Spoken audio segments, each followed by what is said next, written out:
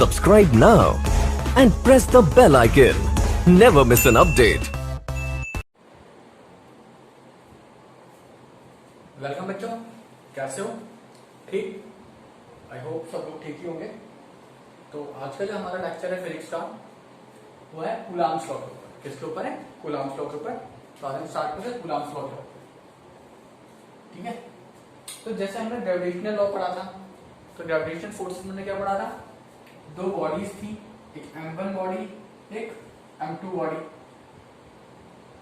ठीक है? उन दोनों के बीच की डिस्टेंस मान लो r थी। तो हम लोगों ने क्या पढ़ा था कि m1 जो है m2 को एक फोर्स लगा के खींच रहा है, this is one F1 force मान लो, और m2 क्या कर रहा होगा? उसको इस डायरेक्शन में खींच रहा होगा, F2 फोर्स लगा के, है ना? तो इन दोनों के बीच में कैसा फोर्स आ रहा था? Attractive force. कैसा फोर्स था? अट्रैक्टिव। अट्रैक्ट कर रहे थे ना। लेकिन फोर्स की डायरेक्शन क्या थी? ये इसको इधर लगा रहा है, ये इसको इधर लगा रहा है, अपोजिट। लेकिन direction of the force, direction between the body, direction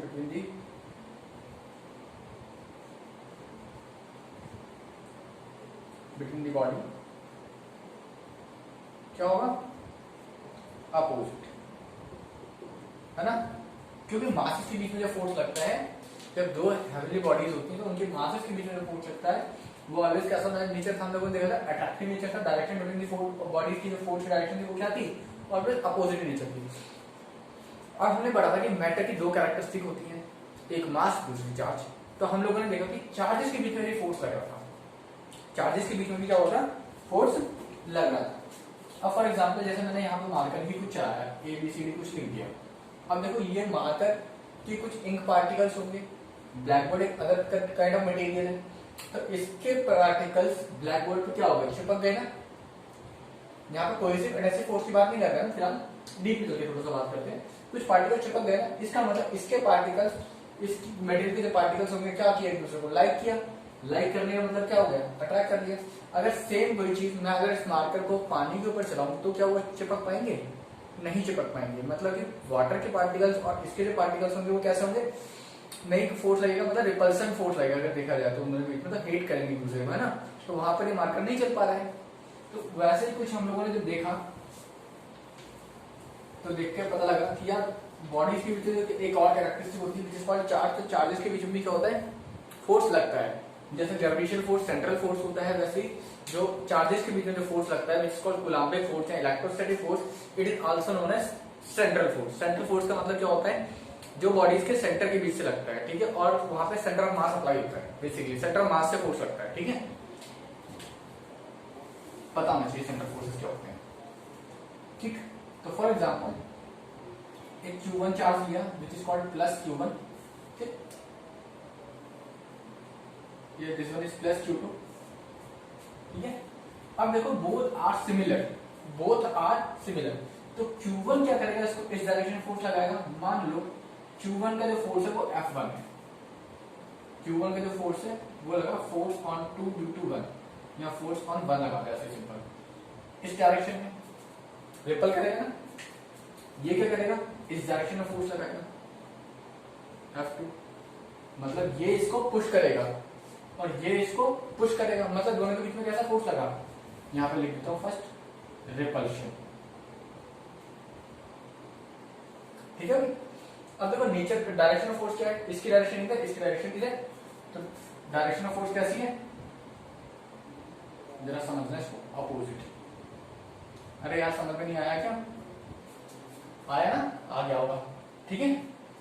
फिर इसके बाद मैंने क्या दिया? सेकंड केस में एक माइनस Q1 चार्ज लिया,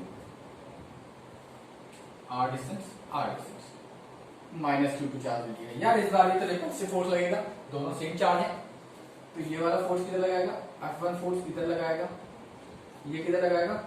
F2 फोर्स इधर लगाएगा। लेकिन क्या होगा? ये इसको पुश करेगा, ये इसको पुश करेगा। देखो फिर से क्या हुआ? रिपल्सिव फोर्स लगा, रिपल्शन हुआ, रिपल्सिव फोर्स भी लिख सकते हैं इसको हम लोग। दूसरा क्या हुआ? डायरेक्शन ऑफ फोर्स कैसा है? अपोजिट। अरे नहीं आया समझ में?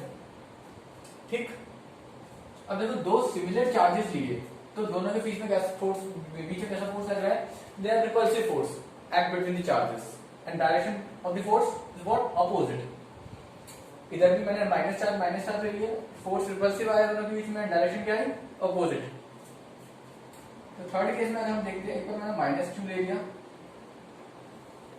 और एक बार मैंने प्लस क्यू ले लिया, अब क्या होगा,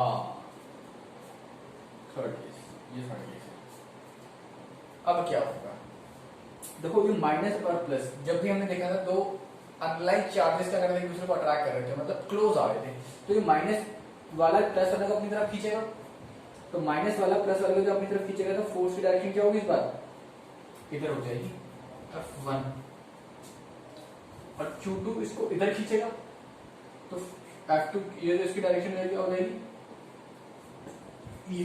अब देखो ये इसको इधर खींच रहा है, मतलब पास खींच रहा है, और ये इसको इधर खींच रहा है, तो दोनों के बीच में कैसा फोर्स लगा,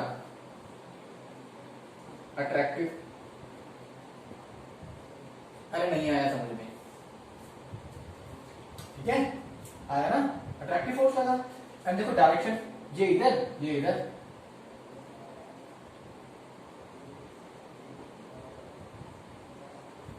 कैसा, अपोजिट।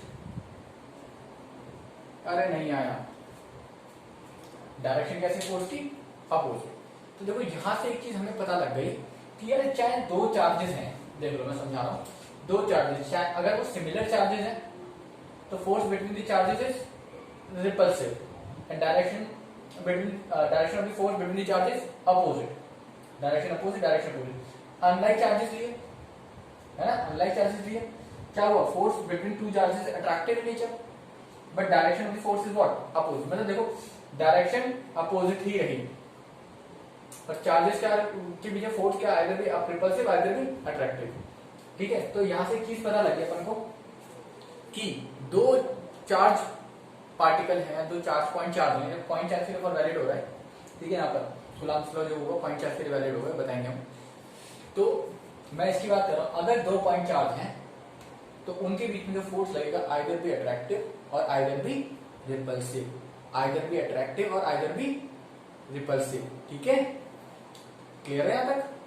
तो पॉइंट चार्ज के बीच में जो फोर्स लगेगा वो आइदर भी अट्रैक्टिव और आइदर भी रिपल्सिव, लेकिन उन दोनों फोर्स के बीच की डायरेक्शन ऑलवेज क्या होगी, अपोजिट इन नेचर होगी, क्या होगी, अपोजिट इन नेचर। यहां तक कोई दिक्कत, कोई दिक्कत नहीं, ठीक है, कोई दिक्कत यहां तक तो बता दो मुझे, मैं समझा देता हूं। तो यहां तक कोई दिक्कत नहीं है आपकी, ठीक है, चलो हम आगे चलते हैं, ठीक है। तो यहां पे लिखना चाहो तो लिख लो, the force between two charges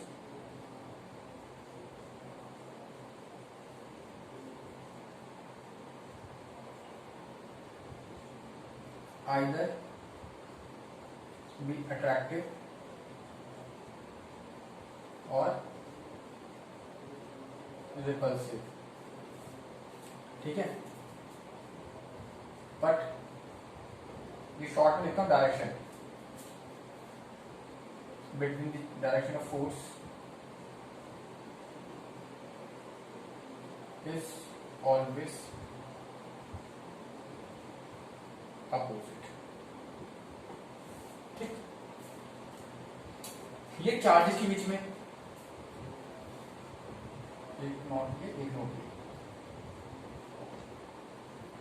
the force between to masses, the force between two masses कैसा होगा, always attractive,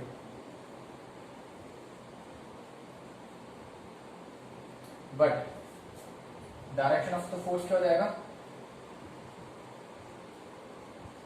opposite, ठीक है। तो ये ग्रेविटेशन लॉ फोर्स के लिए बता दिया मैंने, जो मासेस के नीचे फोर्स लगता है अट्रैक्टिव होता है, बट फोर्स की डायरेक्शन क्या होगी, अपोजिट होगी, चार्जेस का ये बता दिया, ठीक है, आइदर भी attractive repulsive, direction of the force between opposite होगी, ठीक है, ये हमारा क्लियर हो गया। चलते हैं आगे,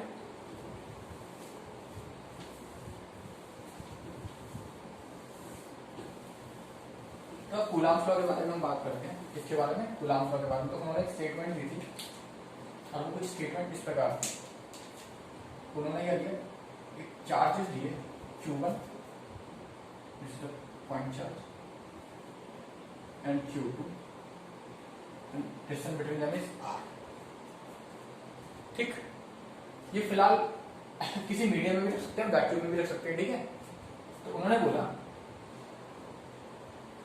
the force between two charges, the force between two charges is always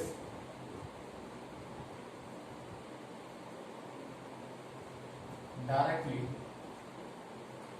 proportional to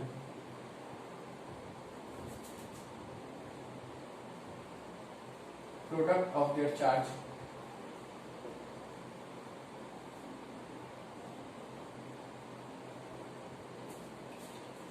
ठीक है। तो इसी स्टेटमेंट में रख दो, force is directly proportional to product of their charge and inversely proportional to square of the distance between them। तो मतलब force is inversely proportional to 1 upon में r स्क्वायर। अब देखो इसको जरा ग्रेविटेशन लॉ से हम वो कंपेयर करते हैं। तो ग्रेविटेशन लॉ में अपन लोगों ने क्या पढ़ा था, यहाँ पर थोड़ा साइड में बता रहा हूँ, लिख लेना।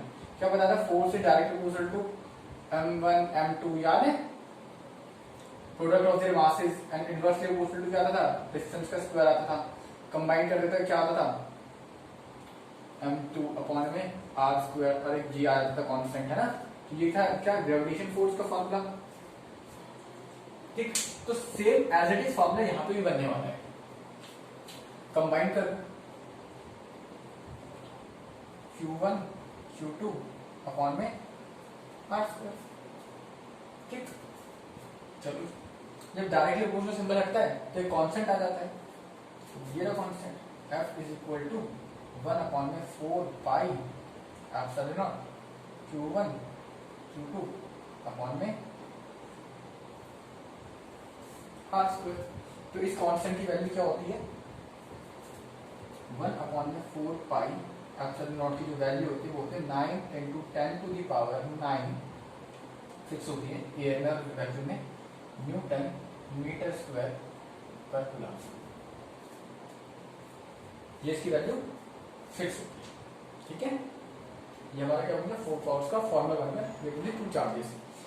अब यहाँ पर देखो Q1 और Q2 क्या हो गए, चार्जेस हो गए, r क्या हो गया, डिस्टेंस बिटवीन देम हो गई, अब फोर्स 1/4 पाई कहते क्या हो गया, कांस्टेंट हो गया। ये क्या होता है, इसको हम लोग बोलते हैं एब्सोल्यूट नॉट, तो इसका नाम होता है, स्पेलिंग एक बार चेक कर लेना, ठीक है। एब्सोल्यूट नॉट होता है ना, अब इसका जो फिजिकल नेम होता है इसे बोलते हैं हम लोग permittivity in free space, permittivity in free space. इसकी जो वैल्यू होती है वो होती है 8.85 into 10 raise to power minus का 12 पर न्यूटन पर मीटर स्क्वायर कूलम।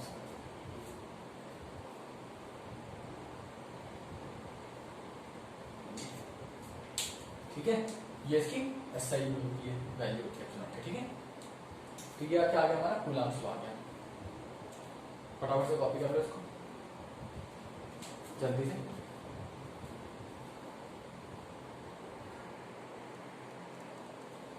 तो टॉपिक हमारा नेक्स्ट रिलेटिव परमिटिविटी और डाइलेक्ट्रिक कांस्टेंट। अब ये क्या होता है, तो चलो देखिए।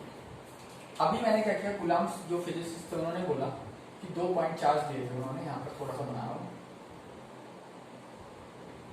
Q1 Q2, उनके बीच की डिस्टेंस r, ठीक है। और उन्होंने इन दोनों चार्जेस को कहाँ रखा था, वैक्यूम में। कहाँ पर प्लेस किया था, वैक्यूम या फ्री स्पेस। तो फोर्स जो फॉर्मूला बनेगा वैक्यूम के लिए क्या बनेगा 1 अपॉन में 4 pi epsilon naught Q1 Q2 upon में R स्क्वायर। ठीक है, अभी जब मैंने एप्सिलॉन नॉट बताया था ना, ये परमिटिविटी इन फ्री स्पेस है। ठीक है, वो क्या थी, परमिटिविटी इन फ्री स्पेस। ठीक है, वो रिलेटिव परमिटिविटी नहीं थी, परमिटिविटी इन फ्री स्पेस थी। तो देखो मैंने वीडियो तो बना दी है, बट इससे तुम लोग ध्यान रखना कि परमिटिविटी थी। ठीक है, परमिटिविटी, इसको यहाँ पे दोबारा देख देता हूँ। एप्सिलॉन नॉट को क्या बोलते हैं हम लोग, परमिटिविटी इन फ्री स्पेस या वैक्यूम। तो फटाफट से लिख लो इसको। ठीक, चलो अब फिर उसके बाद क्या किया उन्होंने ना, फोर्स निकाला। फोर्स निकालने के बाद ये वैल्यू आ गई। अब उन्होंने क्या किया, इसी चार्जेस को उठाया और कुछ भी चेंज नहीं किया, डिस्टेंस कुछ भी नहीं, किसी मीडियम में रख दिया। किसी मीडियम होगा, मीडियम में कोई अलग सा। ठीक है, इसमें चार्ज रखा ये Q1 Q2 और डिस्टेंस, मतलब ना चार्ज की वैल्यू चेंज करी ना डिस्टेंस चेंज करी इनकी, वहीं पे किसी मीडियम में रख दिया। अब जब उन्होंने कैलकुलेट किया यहाँ का फोर्स, तो वो इस फोर्स से अलग आता था, वो इस फोर्स से अलग आता था। अब अलग आने का रीजन क्या था, देखो Q1 Q2 सेम, उनके बीच की डिस्टेंस भी सेम, 4 पाई भी कांस्टेंट। तो क्या बदला होगा, ये वैल्यू बदली होगी, क्योंकि यही कांस्टेंट नहीं था, बाकी सब कुछ कांस्टेंट था। फिर उन्होंने एक और नाम दिया एफ मीडियम, 1/4 पाई, इसको बोला एब्सोल्यूट। ठीक है, इसको बोलते हैं परमिटिविटी मीडियम।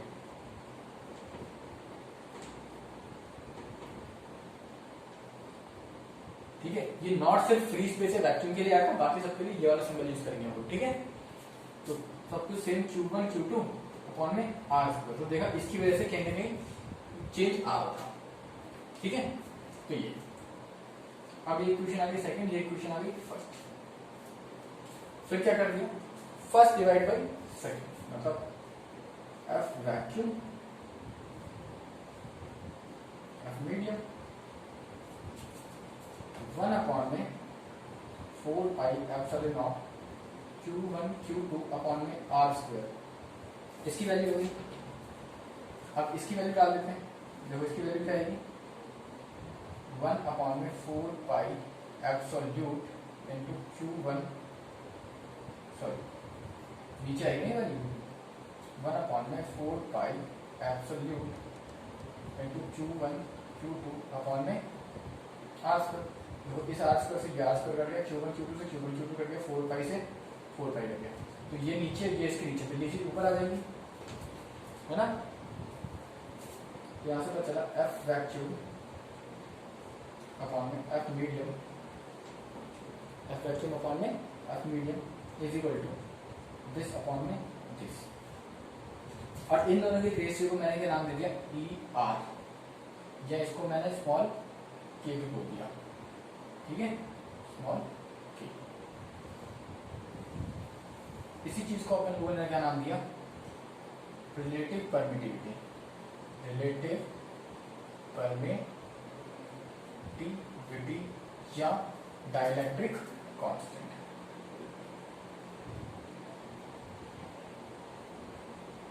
ठीक है, तो देखो जो आपका ER आया है वो क्या आया, F वैक्यूम अपॉन में F मीडियम या दिस अपॉन में दिस।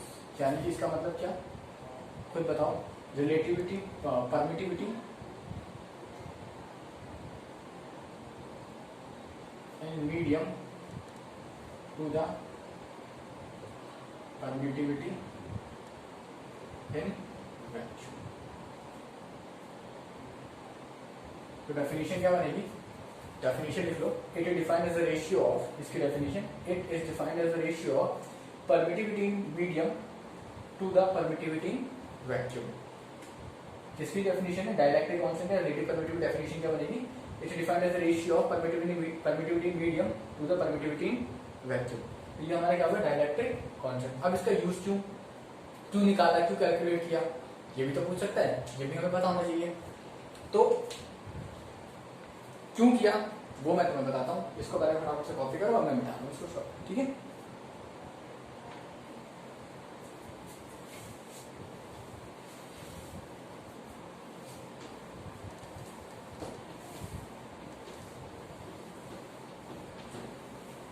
तो देखो हुआ ये कि सिंपल फोर्स कैलकुलेट करने के लिए यूज किया, ज्यादा तामझाम ना करना पड़े इसलिए। ये Q1 Q2 अभी इसको रखा है वैक्यूम में, इसकी वैल्यू है मान लो 2 कूलम और इसकी वैल्यू है 3 कूलम, 10 सेंटीमीटर डिस्टेंस से बैठे, ठीक है। तो वैक्यूम में लिखा है, तो first step find the force, तो फोर्स निकालते हैं। फोर्स वैक्यूम के लिए क्या आएगा, फॉर्मूला क्या होता है, 1/4 पाई Q1 Q2, या यही होता है ना। तो अब मतलब 1/4 पाई चलना 9 × 10⁹ इंटू Q1 कितना 2, Q2 कितना 3 अपॉन में R², मतलब 10 सेंटीमीटर है, तो सेंटीमीटर को मीटर में कन्वर्ट करेंगे तो 10 × 10⁻², ये मीटर हो गया का होल स्क्वायर, क्या हो गया 54 अपॉन में 100 × 10⁻⁴ कितना आ जाएगा सॉल्व करके, सॉल्व करोगे तो वैल्यू आएगी एफ वैक्यूम की 5.4 × 10⁻12 न्यूटन। सिंपल वैक्यूम निकाल दिया। अब ये बोल रहा है कि इन्हीं चार्जेस को क्या किया, इन्हीं चार्जेस को एक वाटर मीडियम में रख दिया,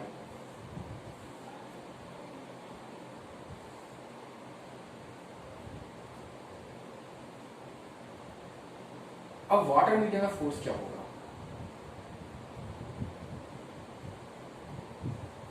बट आपको एक चीज given they the, dielectric constant of water 80, जो डाइलेक्ट्रिक कांस्टेंट होता है वाटर को कितना, ये 80। एक चीज और बता देता हूं, जो आपका के ऑफ वाटर होता है 80 होता है, के ऑफ एयर या वैक्यूम 1 होता है, ठीक है। तो डाइलेक्ट्रिक कांस्टेंट ऑफ वाटर कितना दे दिया 80। चलो भाई बहुत बढ़िया। अब देखो,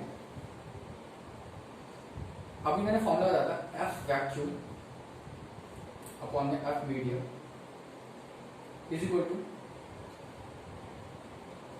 ई आर, है ना। किसका लिया ये 80, ये कितना दे रखा है आपको 80 दे रखा है। एफ वैक्यूम आपको पता है कितना है, ये मीडियम निकालना था, एफ मीडियम का फॉर्मूला क्या बन जाएगा, एफ वैक्यूम अपॉन में 80, सॉल्व कर दो आंसर आ जाएगा। तो इसलिए जो है ना बेसिकली हम लोग डाइलेक्ट्रिक कॉन्सेप्ट लेके आए कि हम लोग किसी भी मीडियम में इजीली फोर्स कैलकुलेट कर सकें, वो अगर हमें गिवन हो और हर मटेरियल का हमें पता होता है, कैलकुलेट करके निकाल के रखा हुआ है क्योंकि वो कांस्टेंट होता है, ठीक है। तो फटाफट से कर लो। नेक्स्ट टॉपिक है हमारा Coulomb's law in vector form, Coulomb's law in vector form, ठीक है। एक मिनट सही, ठीक है।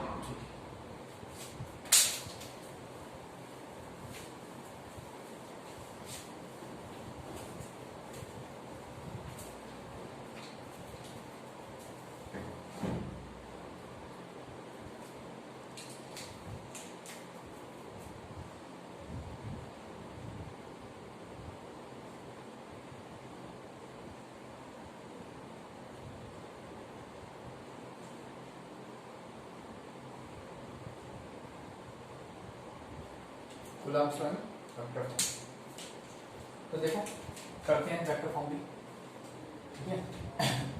कोऑर्डिनेट फॉर्म में पढ़ लेंगे और सिंपल फॉर्म में पढ़ लेंगे। चलो फॉर एग्जांपल ये Q1 है, Q2, distance between them R, दोनों सिमिलर चार्ज है, प्लस प्लस फील कर रहे थे, ठीक। अब Q1 इसको इस डायरेक्शन रिपल करेगा, तो Q1 जैसे फोर्स लगाएगा उस फोर्स का नाम क्या होगा जरा बताओ। फोर्स Q1 किस पे लगा रहा है, फोर्स 2 पर लगा रहा है, कौन लगा रहा है, 1 लगा रहा है, तो इसको बोलते हैं force on two due to 1, इसकी डायरेक्शन क्या होगी, ये होगी force on two due to 1। ये 11th क्लास में मैंने बहुत अच्छे समझाया था, ठीक है।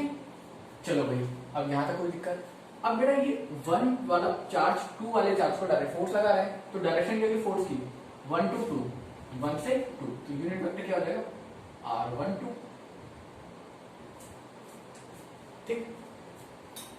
अब ये 2 भी इस पे फोर्स लगाएगा, तो फोर्स क्या हो जाएगा, फोर्स 1 पे लगा किसकी वजह से, 2 की वजह से, इसको क्या लिखेंगे, force on two due to 1, हो गया भाई। चलो बहुत बढ़िया। अब अच्छा एक बात बताओ, अगर हम इसकी बात करते हैं, किसकी बात करते हैं यार, डायरेक्शन की, तो इसकी डायरेक्शन की तो फोर्स 2 से एक ही तरफ जा रहा है, ठीक है, मतलब 2 लगा रहा है एक पर, तो डायरेक्शन क्या हो जाएगी यूनिट वेक्टर की, R21, आया समझ में, है ना, आगे ना समझ में आप लोगों को। चलो फिर तो अब मैं इसकी वैल्यू लिखने की कोशिश करता हूं, यहां पर देखो force on two due to 1, अभी वेक्टर फॉर्म है ना, तो वेक्टर फॉर्म का मतलब क्या होता है बेटा, आप लोगों को मालूम होना चाहिए कि हम लोग मैग्नीट्यूड भी लिखते हैं साथ के साथ, और उसकी क्या लिखते हैं हम लोग, डायरेक्शन भी लिखते हैं ना। चलो देखो K 1/4 को मैं क्या लिख रहा हूं यहाँ पर हम लोग शॉर्ट में लिख देते हैं कैपिटल K, वो स्मॉल k था डायरेक्ट कांस्टेंट, ये कैपिटल K, तो K, ठीक है, शॉर्ट Q1 Q2 अपॉन में R²। अरे यार ये वेक्टर फॉर्म में है ना फोर्स, तो अगर वेक्टर फॉर्म में तो यार एक चीज और करनी पड़ेगी, डायरेक्शन भी देनी पड़ेगी, तो डायरेक्शन क्या हो जाएगी जरा बताओ, force on two due to 1, unit vector क्या है, R1। अरे आया समझ में, यूनिट वेक्टर डायरेक्शन रिप्रेजेंट करता है ना। सिमिलरली ये वाला फोर्स निकालो,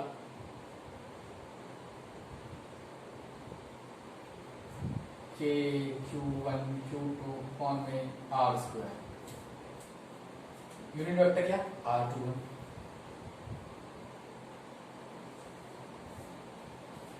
अब एक चीज बताओ, R12 और यूनिट वेक्टर R21 का जो मैग्नीट्यूड है वो क्या है, इक्वल है ना, तो अगर देखो जितना ये चला उतना ही ये चला, यहां पर लिख सकता हूं R12 is equal and opposite R21,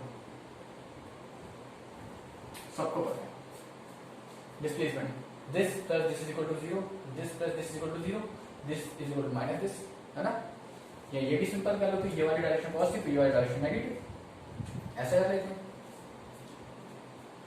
तो कोई दिक्कत नहीं, ठीक। तो मैंने ये वाला फोर्स लिखा, फिर से क्या है, K Q1 Q2 अपॉन में R²। अब देखो ये R12 है ना, R12 ये लिख सकता हूं माइनस ऑफ R21,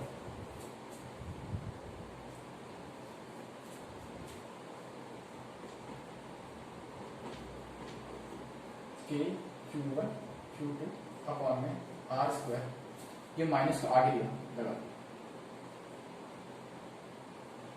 यार ये क्या चीज है, देखो K Q1 Q2 अपॉन में R² into R21, K Q1 Q2 upon में R² into R21, this is what F12 force. तो यहां से एक चीज पता लगी, जो F21 फोर्स है वो इक्वल इन मैग्नीट्यूड है, बट माइनस का अपोजिट साइन के साथ F12, मतलब ये कि जितना ये वाला फोर्स इस पे फोर्स लगाएगा, जितना ये वाला चार्ज इस पे फोर्स लगाएगा इस डायरेक्शन में, उतना ही ये भी फोर्स लगाएगा इस पर, बट अपोजिट डायरेक्शन में। तो वही चीज है ना, देखो force on 2 due to 1 is always equal and opposite force on 1 due to 2, मतलब जितना ये लगाएगा, ये वाला फोर्स और ये वाला फोर्स का मैग्नीट्यूड क्या सेम है, मतलब जितना ये इस पे लगाएगा उतना ये इस पे लगाएगा, बट अपोजिट साइन के साथ। इसका मतलब न्यूटन का थर्ड लॉ भी वैलिड हो गया, every action equal in opposite direction, इसने जितना एक्शन दिया उसने उतना ही रिएक्शन इसको अपोजिट डायरेक्शन में दे दिया, पल्ले बड़ा। चलो फिर इसको अगर वेक्टर फॉर्म में लिखना चाहें तो देखो, किसी को भी उठा लो, इसको भी उठा लो। चलो F12 K Q1 Q2 upon में R स्क्वायर। यार एक चीज और आपको बतानी चाहिए, यूनिट वेक्टर का फॉर्मूला क्या था? Unit vector R upon magnitude of vector. तो यहाँ पर यूनिट वेक्टर R21 को क्या लिख सकता हूँ? R21 वेक्टर अपॉन में magnitude of R।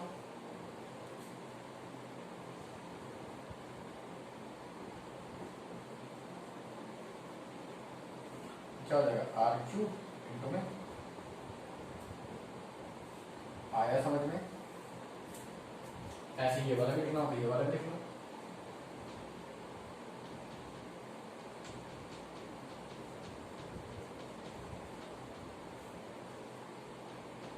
R2 into R1,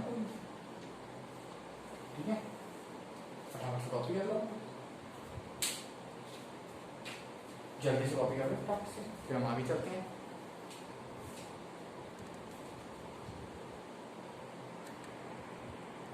चलो ठीक है, अब कोऑर्डिनेट सिस्टम में जरा बात कर लेते हैं।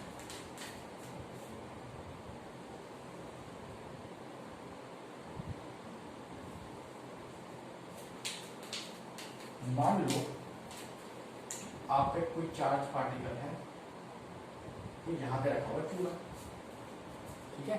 कहाँ पे रखा हुआ है? यहाँ पे रखा हुआ है, ठीक।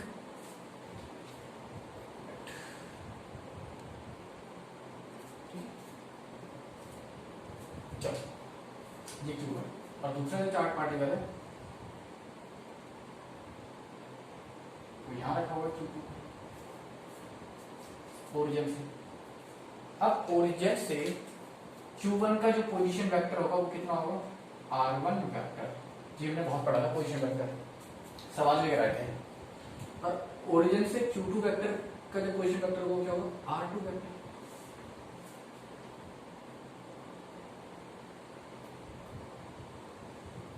ठीक, मिला दो। अब इन दोनों के बीच की डिस्टेंस मान ली मैंने, क्या है? R मान ली। क्या मान ली? Basically R। ठीक, चलो फिर देखते हैं। अब देखो ये वाला इस पर फोर्स लगाएगा, दोनों सिमिलर चार्ज है। ये वाला इस पर जब फोर्स लगाएगा तो उस फोर्स की डायरेक्शन हो जाएगी, वो कितनी हो जाएगी? इस फोर्स की जो डायरेक्शन हो जाएगी वो कितनी हो जाएगी? Force on 2 due to 1। Force 2 पे लग रहा है, किसकी वजह से? 1 की वजह से। तो इसका जो यूनिट वेक्टर हो जाएगा वो कितना हो जाएगा? R1 2, this is the unit vector.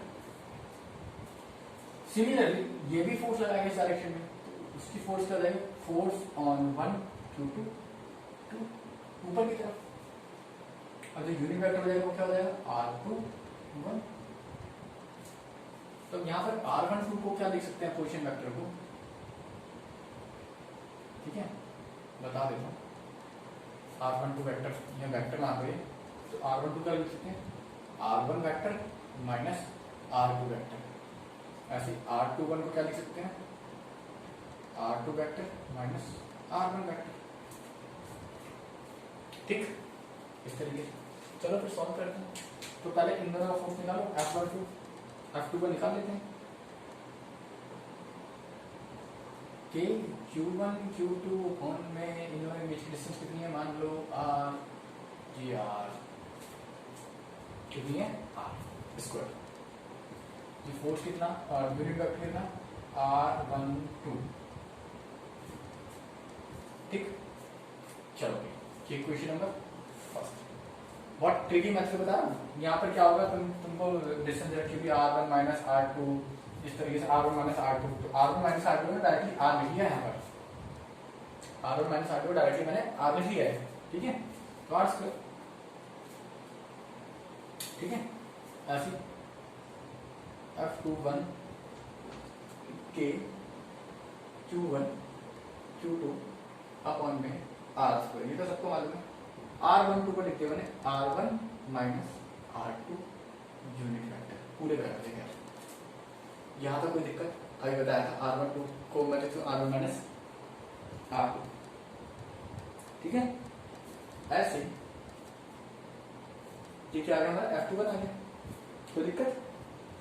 अगर हम चाहो तो ये R1 माइनस R2 को हम क्या लिख सकते हैं, R को R1 माइनस R2 लिख सकते हैं। यहाँ से ऐसे आ रहा है ना, तो इस डायरेक्शन में मैं लिख सकता हूँ R1 minus R2 which is called R लिखा है मैंने। तो चाहूँ तो R को R1 माइनस R2 भी लिख सकता हूँ। चलो लिख देते जो कि बुकों में लिखा हुआ है। तो K Q1 Q2 अपॉन में R1 माइनस R2 का होल स्क्वायर इनटू में R1 minus R2 unit vector आगे पूरे का। अब आपको बताया था कि यूनिट वेक्टर का फॉर्मूला क्या होता है, vector R upon magnitude of R।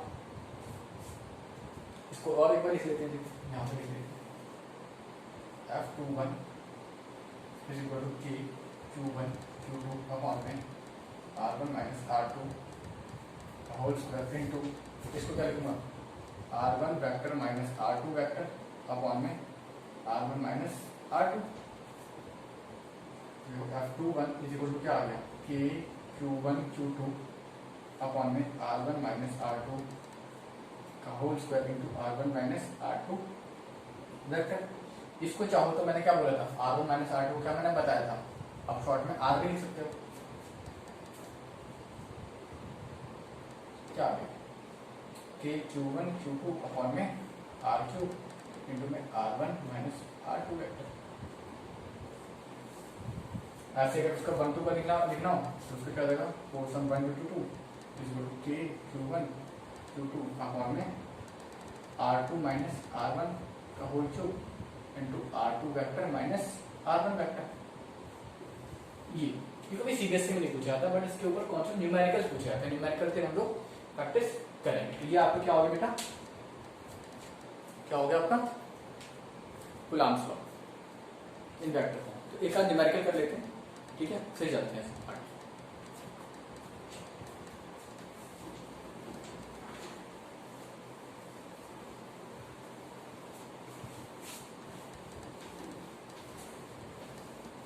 देखो बेटा एक सवाल है, अच्छा सवाल है, सीबीएसई में आया हुआ सवाल है, सीबीएसई के सवाल कर रहा हूँ। आपको गिवन था equilateral triangle, charge Q A side A, find net force. जल्दी जल्दी करते हैं। देखो ये सी पॉइंट है, ये चार्ज थोड़ा साइड में लेकर रखता हूँ, ये सी। देखो ये भी प्लस का, ये भी प्लस का, ये भी प्लस का, और पॉजिटिव चार्जेस। तो ये वाला जो चार्ज है इसको इस डायरेक्शन में फोर्स लगाएगा, फोर्स का नाम आ गया F1। ये इसको इस डायरेक्शन फोर्स लगाएगा, रिपल्सन होगा ना, इसका नाम आ गया F2। ठीक, तो पहले इन दोनों का फोर्स निकालो, F1 का फोर्स। तो F1 कितना फोर्स लगेगा बेटा, वेक्टर फॉर्म लगा देते हैं K Q into Q square upon में डिस्टेंस कितना A स्क्वायर, डायरेक्शन क्या हो जाएगी A टू C, तो अलोंग AC। ठीक, ऐसे ही आपका F2 निकालो, ये वाला F2 K Q into Q square upon में A स्क्वायर अलोंग BC। अब देखो ये दो डायरेक्शन, एक फोर्स ऐसा एक फोर्स ऐसा, याद करो हम पैरेललोग्राम लॉ वेक्टर पढ़ा था 11वीं क्लास में। एक वेक्टर ऐसे जा रहा था A, एक वेक्टर ऐसे जा रहा था B।